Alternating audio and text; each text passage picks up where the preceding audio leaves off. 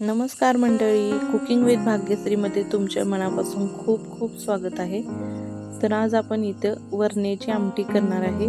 म्हणजे पावट्याची जी डाळ असते त्याची आमटी करणार आहे. ही डाळ मार्केटमध्ये विकत मिळते किंवा तुम्ही घरी अखंड पावटे आणून वाळलेले याची डाळ देखील बनवू शकता.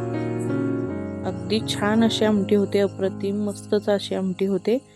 आणि मी इथं ही आमटी रबरबीत अशी बनवलेली आहे. एकदम जास्तही पातळ नाही, जास्तही घट्ट नाही अशी बनवलेली आहे.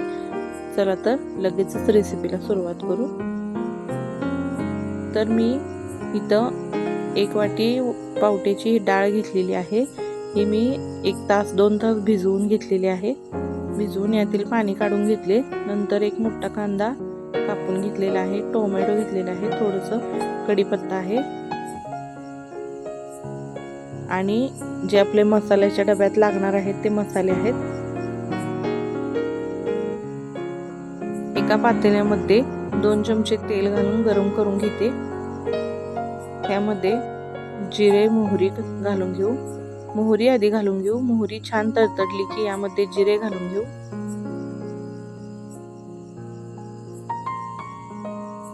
जिरे छान असे फुलले की यामध्ये कढीपत्त्याची पाने घालून घेऊ. नंतर यामध्ये कांदा घालून घेऊ.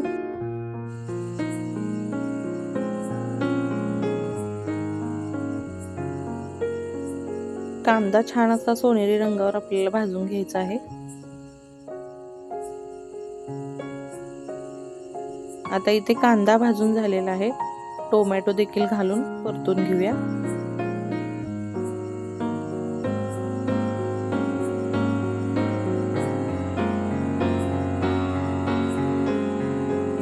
आता टोमॅटो घालून घेतलेला आहे. 1-2 मिनिटं आपण छान तेलामध्ये परतून घेऊया.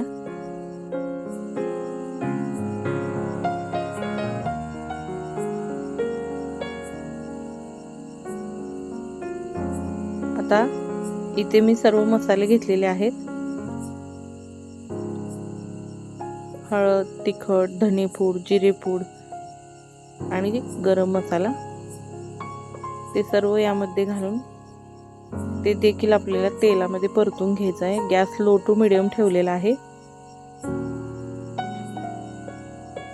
आता जी आपण भिजवून घेतलेली डाळ आहे ती देखील यामध्ये घालून थोडा वेळ परतून घेऊ. सर्व मसाल्यामध्ये मिक्स करून घ्यायचे आहे.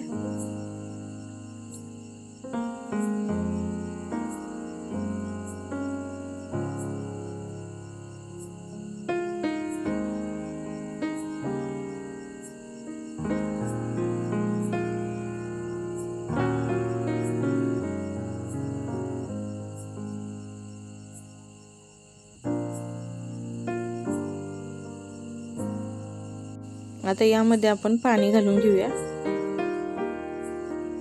तुम्हाला लागतंय तेवढं पाणी घालून घ्यायचं यामध्ये.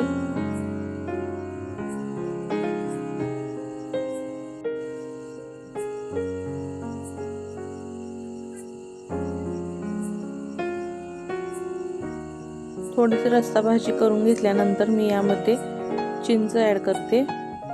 थोडी चिंच घालून घ्यायची आणि ह्या पावट्याच्या डाळीच्या आमटीला चिंच आणि गूळ घातला एकदम भारी लागते.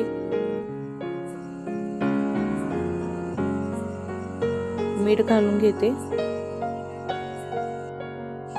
छान अशी उकळी काढून घ्यायची आता आणि एक 5 ते 7 मिनिटं ही शिजवून घेऊया डाळ. आणि जास्त भिजवल्यामुळे वेळ नाही लागणार, लगेच शिजणार आहे आपली डाळ. आणि यामध्ये मी थोडासा शेंगदाण्याचा कूट घालून घेते.